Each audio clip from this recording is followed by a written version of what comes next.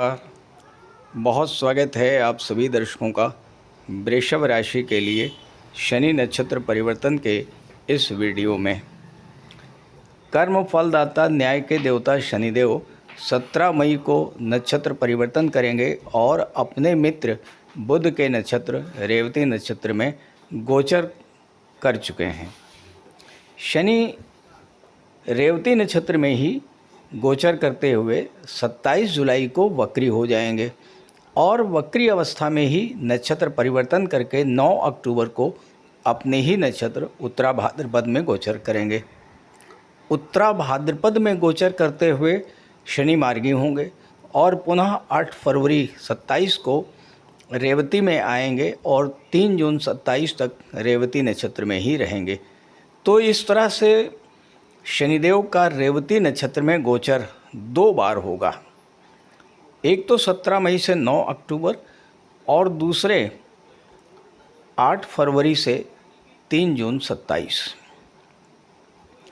शनि का रेवती में गोचर और 2 जून से 18 अक्टूबर तक गुरु की दृष्टि पर शनि पर पड़ने से इस पूरे गोचर काल में शनि पर गुरु बुध जैसे शुभ ग्रहों का प्रभाव तो रहेगा ही, रेवती जैसे शुभ नक्षत्र का प्रभाव भी शनि पर रहेगा, जिससे शनि के नकारात्मक फलों में कमी आएगी और शनि गोचर के शुभ फल आपको प्राप्त होंगे। तो वृषभ राशि के जातकों पर शनि के इस गोचर का क्या प्रभाव पड़ेगा, इसी पर चर्चा करेंगे इस वीडियो में। लेकिन उससे पहले एक संक्षिप्त जानकारी रेवती नक्षत्र के बारे में और रेवती नक्षत्र में शनि के प्रभाव पर भी चर्चा करेंगे, ताकि आप इस गोचर को अच्छे से समझ सकें और पूरे गोचर का लाभ ले सकें। ये विश्लेषण आपकी चंद्र राशि के आधार पर किया जा रहा है और वीडियो के अंत में मैं आपको रेवती नक्षत्र से संबंधित संक्षिप्त उपाय भी बताऊंगा। तो पहले समझते हैं कि रेवती नक्षत्र में शनिदेव का क्या प्रभाव पड़ता है। रेवती नक्षत्र क्रम में 27वां नक्षत्र है, अंतिम नक्षत्र है, जिसके बाद नए सिरे से नक्षत्र का क्रम शुरू होगा। बुध के द्वारा शासित इस अंतिम नक्षत्र में शनि का प्रवेश एक बड़ा कार्मिक बदलाव लेकर आएगा, जो आध्यात्मिक विकास, नई शुरुआत और जीवन में गहरे परिवर्तन का सूचक है। वर्तमान में शनिदेव अपने ही नक्षत्र उत्तरा भाद्रपद में गोचर कर रहे हैं और 17 मई को रेवती नक्षत्र में गोचर करेंगे।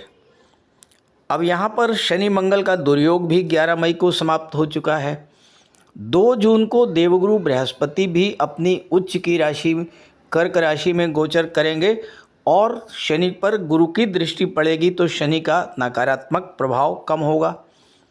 रेवती नक्षत्र सुख समृद्धि का नक्षत्र है, क्योंकि इस नक्षत्र में आकर दैत्य गुरु शुक्र उच्च के हो जाते हैं। तो ये गोचर आपके लिए बेहद अनुकूल रहने वाला है। जिन जातकों पर 7.5 या ढैया गतिमान है, उन्हें इससे भी राहत मिलेगी जब शनि रेवती नक्षत्र में गोचर करेंगे। ध्यान दीजिएगा, शनि सौर मंडल के अंतिम ग्रह हैं। रेवती 27 नक्षत्रों में अंतिम नक्षत्र है, तो अंतिम ग्रह अंतिम नक्षत्र में जा रहा है और रेवती शनि का जन्म नक्षत्र भी है। 17 मई को शनि रेवती नक्षत्र में जाएंगे और 9 अक्टूबर तक रहेंगे। चूँकि बीच में शनि वक्री भी होंगे, 27 जुलाई को वक्री हो जाएंगे और वक्री अवस्था में ही नक्षत्र परिवर्तन करेंगे और 9 अक्टूबर को अपने ही नक्षत्र उत्तरा भाद्रपद में आ जाएंगे। फिर उत्तरा भाद्रपद में ही मार्गी होंगे और 8 फरवरी 27 से 3 जून 27 तक पुनः रेवती नक्षत्र में गोचर करेंगे। रेवती नक्षत्र के स्वामी हैं बुध और बुध शनि के मित्र हैं। साथ ही साथ रेवती शनि का जन्म नक्षत्र भी है, इसलिए रेवती नक्षत्र शनि को अत्यंत प्रिय है। रेवती एक मृदु और सात्विक नक्षत्र है। रेवती का अर्थ ही होता है सुंदर, समझदार, धनी और ऐश्वर्यशाली। रेवती नक्षत्र भगवान विष्णु का प्रिय नक्षत्र है, क्योंकि रेवती मधुर और सौम्य नक्षत्र है। रेवती नक्षत्र को मोक्ष प्रदायक माना गया है। इस नक्षत्र में धन और ऐश्वर्य देने वाले ग्रह शुक्र उच्च के हो जाते हैं। तो कोई भी शुभ कार्य करना हो, घर बनाना हो, गृह प्रवेश करना हो, आभूषण खरीदना हो, जमीन खरीदना हो, नए घर नए वाहन की प्राप्ति या शादी ब्याह के कार्य, इस तरह के मांगलिक कार्य इस नक्षत्र में होते हैं। इस नक्षत्र के देवता हैं पूषा, और पूषा एक वैदिक देवता हैं। रेवती नक्षत्र के सिंबल हैं मृदंग, शंख, मछली, हाथी और चमेली का फूल। शंख हर शुभ कार्य में पूजा पाठ के शुरुआत में बजाया जाता है। मछली शुभता का प्रतीक है, जल में रहती है। रेवती नक्षत्र मीन राशि में आ जाता है, और मीन राशि जल तत्वीय राशि है। शनि भी मीन राशि में है, और मीन का सिंबल भी मछली है। तो ये नक्षत्र विदेशी व्यापार, धार्मिक यात्राओं, export import, travel and tourism, इन क्षेत्रों से जुड़े हुए व्यक्तियों के लिए भी बेहद अनुकूल रहेगा। अगला सिंबल इसका हाथी है। हाथी यानी राजसत्ता। तो जो लोग गवर्नमेंट जॉब में हैं, गवर्नमेंट पॉलिसीज़ बनाते हैं, शासन प्रशासन में हैं, उनके लिए भी ये गोचर अति उत्तम होगा। बुध हैं बुद्धि के कारक, और शनि है कर्म के कारक। तो जो लोग बुद्धि और वाणी से रिलेटेड क्षेत्रों में कार्य कर रहे हैं, वकालत है, कंसल्टेंसी है, शिक्षा है, व्यापार है, आईटी सेक्टर है, मैनेजमेंट का क्षेत्र या शेयर मार्केट, उनके लिए भी ये गोचर बेहद अनुकूल रहने वाला है। अब एक बात समझिएगा ध्यान से, हाथी झुंड में रहता है।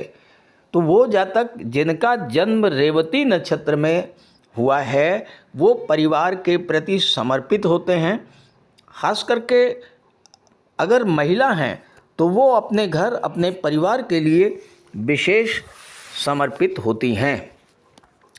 अब प्रश्न ये है कि शनि जब रेवती नक्षत्र से गुजरेगा तो क्या सब कुछ अच्छा ही होगा? देखिए, रेवती नक्षत्र गंडमूल नक्षत्र यानी कि ठहराव का नक्षत्र है।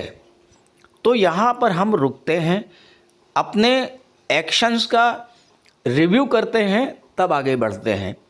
तो इससे चीज़ें स्लो हो जाती हैं, और वैसे भी शनि हर कार्य को स्लो कर देता है। तो होगा ये कि आप किसी कार्य की शुरुआत तो बड़े उत्साह के साथ करेंगे, लेकिन थोड़े समय के बाद कार्य के प्रति उदासीनता आ जाएगी। विघ्न, बाधा और दूसरे तरह की रुकावटों के जो दूसरे कारक ग्रह हैं वो हैं केतु, और केतु मघा नक्षत्र में गोचर कर रहे हैं। मघा नक्षत्र भी गंडमूल नक्षत्र है। तो कार्य में धीमापन आएगा, रुकावट आएगी, फ्रस्ट्रेशन भी बढ़ेगा, और कभी कभी कार्य को बीच में छोड़ने का मन होगा। यहीं पर आपको सावधान हो जाना होगा। हालांकि ओवरऑल इसका इफेक्ट अत्यंत शुभ और लाभ देने वाला होगा। तो ये है वृषभ राशि के जातकों की कुंडली। वृषभ राशि के स्वामी हैं दैत्य गुरु शुक्र, और शनि शुक्र के परम मित्र हैं। वृषभ राशि के लिए शनि प्रबल योग कारक ग्रह बनते हैं। तो शनि का बुध के नक्षत्र में गोचर करना, और चूंकि बुध भी शुक्र के मित्र हैं, और रेवती नक्षत्र शुक्र का उच्च का नक्षत्र है, तो ऐसी स्थिति में वृषभ राशि के जातकों के लिए तो ये जो गोचर है ये ज़बरदस्त लाभ देने वाला है। अब जो डेट्स मैं आपको आगे बताऊंगा, उन डेट्स पर अगर आपने एफर्ट्स किए तो संबंधित भावों से जो लाभ मिलने हैं वो कई गुना हो करके मल्टीपल मात्रा में आपको लाभ प्राप्त होंगे। देखिए, शनिदेव बैठे हैं आपकी कुंडली के लाभ के भाव में, और शनि का गोचर कुंडली के तीसरे भाव, छठे भाव, 10वें भाव और 11वें भाव में बहुत अच्छा माना गया है। तो यहाँ पर लाभ के भाव में गोचर करते हुए कर्म के स्वामी और भाग्य के स्वामी शनि जब लाभ के भाव में गोचर करेंगे और रेवती जैसे नक्षत्र में गोचर करेंगे, तो यहाँ पर सबसे पहला और सबसे बड़ा कार्य जो करेंगे वो होगा आपकी इच्छा की पूर्ति। आपकी इच्छा पूर्ति में सहायक होंगे। कुंडली का तीसरा, 7वां और 11वां भाव ये काम त्रिकोण कहा जाता है, और काम त्रिकोण में जो ग्रह गोचर करते हैं वो आपकी इच्छा पूर्ति में सहायक होते हैं। आगे मैं बताऊंगा कि जब यहाँ पर बुध आएंगे 22 जून से 5 अगस्त 2 बार यहाँ पर रहेंगे तीसरे भाव में, और तीसरा, 7वां और 11वां भाव जब जागृत होगा तो किस तरह से और किन किन चीज़ों की आपकी इच्छाएं पूरी होंगी। देखिए, शनि 11वें भाव में है। अब ये तो स्पष्ट है कि आपकी इच्छा पूर्ति में सहायक होंगे, आपके कार्य क्षेत्र से आपको धन की प्राप्ति कराएंगे, आपकी इनकम में वृद्धि करेंगे और भाग्य का भी आपको साथ मिलेगा। बुध फास्ट मूविंग प्लैनेट हैं, बहुत तीव्र गति से गतिमान होते हैं, और जितनी तेज़ी से गतिमान होते हैं उतनी ही तेज़ी से अपना फल भी प्रदान करते हैं। अब रेवती नक्षत्र बुध का ही नक्षत्र है, तो जब जब गोचर में शनि और बुध का संबंध बनेगा तब तब आपको इस गोचर के बड़े और शुभ लाभ प्राप्त होंगे। अब देखिए, पहली डेट नोट करिए, 15 मई से 29 मई। यहाँ पर बुध आपके लग्न में आ जाएंगे, शनि की दृष्टि बुध पर पड़ेगी। तो यहाँ क्या होगा? बुध क्या है? बुध है बुद्धि। शनि क्या है? शनि है कर्म। जब बुध आपके लग्न में आएंगे तो आपकी बौद्धिक क्षमता अत्यंत तीव्र होगी, निर्णय क्षमता बढ़ेगी। कार्य क्षेत्र को लेकर के और अपनी इनकम को लेकर के कोई बड़ा निर्णय इस समय आप लेंगे। 15 मई से 29 मई के बीच में अपने करियर, प्रोफेशन, इनकम और बिजनेस को लेकर के बहुत बड़ा निर्णय आप लेंगे, और वो निर्णय आगे चल करके आपके लिए बहुत अधिक फलदायी होगा। क्योंकि बुध आपकी कुंडली में धन भाव के स्वामी हैं, तो यहाँ पर धन के निवेश के लिए भी समय बेहद अनुकूल है। और बुध चूँकि शेयर मार्केट को दर्शाते हैं, तो शेयर मार्केट में निवेश के लिए भी 15 मई से 29 मई के बीच का समय बेहद अनुकूल रहेगा। हाँ, ये ज़रूर है कि अपने फाइनेंशियल एडवाइज़र की राय लेकर के आप कोई निवेश करिएगा। यहाँ गोचर करते हुए बुध की दृष्टि 7वें भाव पर पड़ेगी। अचानक से आपके विवाह का योग बनेगा। वृषभ राशि के वो जातक जो विवाह के इच्छुक हैं उनके लिए 15 मई से 29 मई के बीच बहुत अच्छा कोई रिश्ता आएगा और आपके विवाह के बंधन में बंधने का मार्ग प्रशस्त होगा। चूँकि बुध शुक्र की राशि में गोचर कर रहे हैं, शुक्र दाम्पत्य सुखों और विवाह के कारक होते हैं, और रेवती नक्षत्र शुक्र की उच्च की राशि है, तो 15 मई से 29 मई के बीच में आपके विवाह के प्रबल योग बन रहे हैं। दूसरी चीज़, 7वां भाव होता है पार्टनरशिप का, तो यहाँ पर बिजनेस पार्टनर आपको बहुत अच्छे मिलेंगे। ऐसे बिजनेस पार्टनर मिलेंगे जो साउंड फाइनेंशियल ग्राउंड के होंगे और आपके व्यापार व्यवसाय को बुलंदियों पर लेकर के जाएंगे। बुध का गोचर जब आपके लग्न में होगा तो आप अपने मैरिज लाइफ में चल रहे कॉन्फ्लिक्ट्स को लेकर के कोई सही निर्णय लेने की स्थिति में होंगे। घरेलू विवाद किसी तरह का है, पारिवारिक विवाद किसी तरह का है, दाम्पत्य जीवन में किसी तरह की समस्या आ रही है, उसको इस समय बुध के प्रभाव से अपनी बुद्धि, अपनी वाणी, अपने विवेक, अपने ज्ञान का प्रयोग करके आप उसको सुलझाने में सक्षम होंगे। इसके बाद बुध का गोचर 22 जून को कुंडली के 3rd हाउस में होगा, 7 जून तक यहाँ रहेंगे, फिर वक्री अवस्था में धन के भाव में गोचर करेंगे और पुनः मार्गी होकर के 5 अगस्त से 22 अगस्त तक 3rd हाउस में रहेंगे। तो तीसरे भाव में बुध का गोचर 2 बार होगा और इस बीच में बुध धन भाव में रहेंगे और बुध की दृष्टि पड़ेगी 9वें भाव पर। और सबसे अच्छी बात क्या है कि 2 जून से ही 3rd हाउस में गुरु का भी गोचर होगा। तो बुध और गुरु जैसे शुभ ग्रह की दृष्टि भाग्य पर पड़ने से सबसे पहला प्रभाव तो ये होगा कि आपका भाग्य चमकेगा, भाग्य का साथ मिलना शुरू होगा। और जब भाग्य का और कर्म का दोनों का साथ मिल जाए तो फिर कोई भी कार्य हो वो असंभव नहीं रह जाता है। कर्म आप करते हैं, परिश्रम आप करते हैं, लेकिन भाग्य साथ नहीं देता तो फल नहीं मिल पाता या अपेक्षित फल नहीं मिल पाता। लेकिन अगर आपका भाग्य साथ देने लगे तो फिर कम परिश्रम में ही ज़्यादा बड़ा लाभ मिलता है। दूसरी चीज़, बुध बुद्धि के कारक हैं, गुरु ज्ञान के कारक हैं, शिक्षा के कारक हैं बुध और गुरु, और नवम भाव पर दृष्टि पड़ रही है। नवम भाव उच्च शिक्षा का होता है, तो छात्रों के लिए ये गोचर बहुत अच्छा है, क्योंकि बुध पंचम के भी स्वामी हैं जो कि शिक्षा का होता है। उच्च शिक्षा के लिए आपके विदेश जाने का योग, साथ ही साथ किसी अच्छे इंस्टीट्यूट में एडमिशन का योग, हॉस्टल में रहने का योग, इस तरह का योग इस समय बनेगा। अब जो सबसे महत्वपूर्ण बात मैं आपको बताने जा रहा हूँ वो ये है कि वृषभ राशि शुक्र की राशि है। शुक्र कला और सौंदर्य के कारक हैं। बुध गुरु थर्ड हाउस में हैं। तो जो लोग कला के क्षेत्रों से जुड़े हुए हैं, सिनेमा जगत, modelling, TV serial, film industry, glamour industry, photography, videography, YouTube, Facebook, इस तरह के क्षेत्रों से जो लोग जुड़े हुए हैं, इस समय उनका भाग्य साथ देगा। भाग्य के साथ देने से नई नई बिजनेस डील्स मिलेंगी, नए नए कॉन्ट्रैक्ट साइन होंगे और बहुत अच्छा रिवार्ड आपको इस समय मिलेगा। और बीच के समय में जब 7 जुलाई से 5 अगस्त के बीच में बुध आएंगे सेकंड हाउस में, यहाँ आपकी कुंडली के 10th हाउस में बैठे राहु की दृष्टि बढ़ेगी बुध पर। अचानक से धन लाभ का योग बन जाएगा। आपका कोई फैमिली बिजनेस है, बहुत तेज़ी से ग्रो करने लगेगा। परिवार का सहयोग मिलना शुरू हो जाएगा। अपनी बुद्धि और वाणी से अचानक से बड़ा धन लाभ, और शेयर मार्केट से आप बहुत अच्छा धन लाभ प्राप्त करने की स्थिति में होंगे।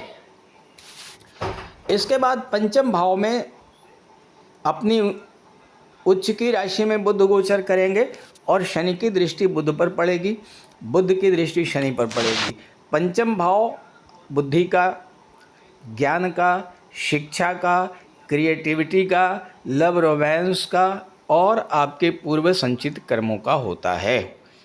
यहाँ पर बुध का गोचर आपके पूर्व संचित कर्मों को जागृत करेगा और उनके अनुसार आपकी भाग्योन्नति होगी।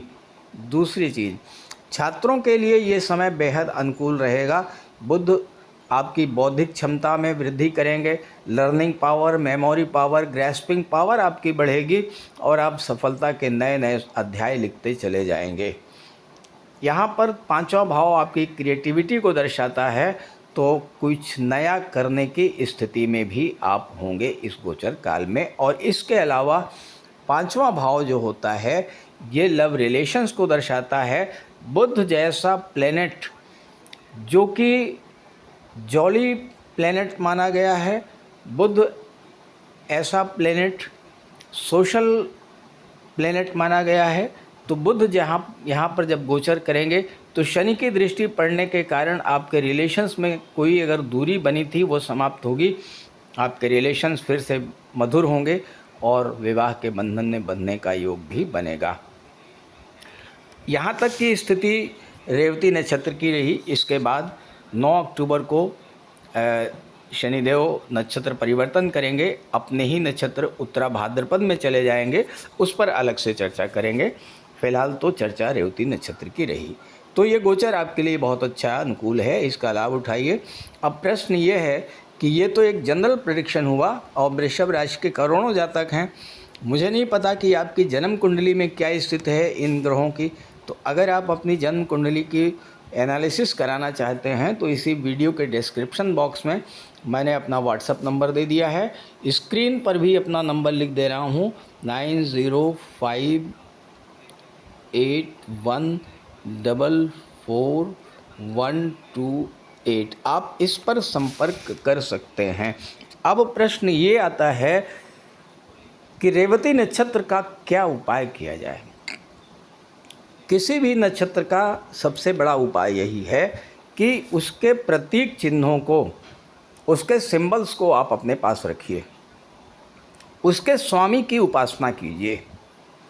तो रेवती नक्षत्र के सिंबल हैं शंख, मृदंग, हाथी, मछली और चमेली का फूल। तो अपने पूजा घर में आप शंख और मृदंग रख सकते हैं, हाथी का, ऐरावत का एक चित्र लगा सकते हैं, चमेली के पुष्प अर्पित कर सकते हैं और मछलियों को दाना, मछलियों को आटे की गोलियां ये आपको खिलानी होगी। प्रत्येक बुधवार को कहीं भी किसी जलाशय में, किसी तालाब के पास, किसी नदी में के पास जा कर के मछलियों को दाना खिलाइए, आटे की गोलियां खिलाइए और गणेश जी की आराधना कीजिए। गणेश जी के मंदिर में जा कर के दूर्वा अर्पित कीजिए, गणेश अथर्व स्तोत्र का पाठ कीजिए।